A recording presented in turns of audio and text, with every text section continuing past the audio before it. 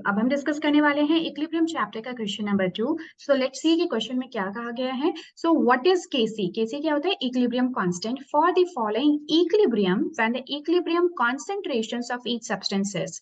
ठीक है, तो बेसिकली ये एक आपको इक्वेशन जो कि बैलेंस्ड फॉर्म में वो गिवन है, जिसमें सल्फर डाइऑक्साइड रिएक्ट करता है ऑक्सीजन के साथ में and it form sulphur trioxide. ठीक है, तो ये इक्वेशन आपको ऑलरेडी बैलेंस्ड फॉर्म में दे रखी है और इक्विलिब्रियम ये एक इक्विलिब्रियम रिएक्शन है एंड ये माना जा रहा है कि ये रिएक्शन अपना इक्विलिब्रियम अचीव कर चुकी है। So at that equilibrium state sulphur dioxide की कॉन्सेंट्रेशन 0.60 मोलर्स है, ऑक्सीजन की 0.82 मोलर्स है एंड SO3 की 1.90 मोलर्स है। तो अब आपसे ये पूछा जा रहा है कि जो Kc है यानी कि इक्विलिब्रियम कांस्टेंट है वो इस रिएक्शन के लिए क्या होगा।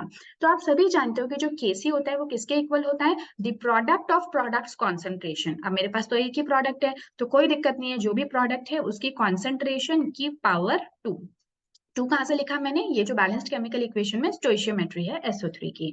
उसके बाद में जो डिनोमिनेटर में उसमें क्या हो जाएगा? Product of reactants concentration with their respective powers. अब देखो ये है मेरे पास में एक रिएक्टेंट, तो इसकी कॉन्सेंट्रेशन की पावर कितनी हो गई? 2, क्योंकि यहाँ पे हम देख रहे हैं कि number of moles associated with this is 2 multiplied by concentration of oxygen, और यहाँ पे इसकी पावर देखो आपको कितनी दिख रही है? 1 दिख रही है। Is that clear? तो ये हमें फॉर्मूला जो है अप्लाई करना। अब इतना आप अगर कर लेते हो तो उसके बाद तो कुछ भी नहीं है।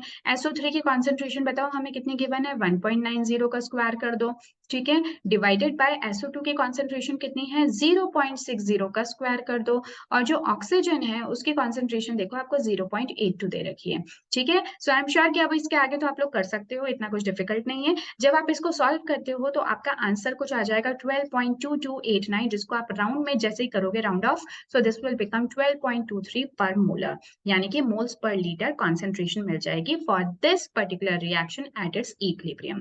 Okay, so I hope this was a simple question. अगर आप ये जानते थे कि Kc कैसे find out करते हैं, so what is the importance of Kc actually?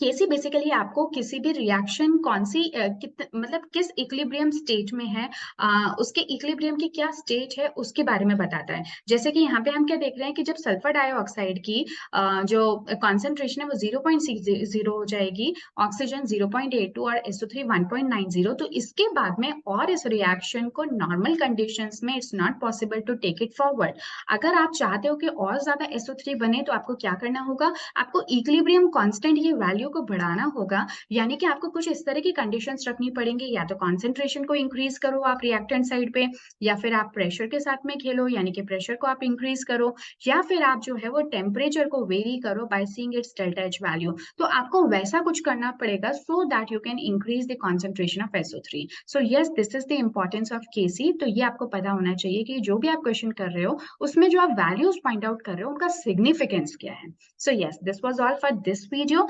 Next video में मिलेंगे नेक्स्ट क्वेश्चन के साथ में with question number 3। Till then take care and good bye.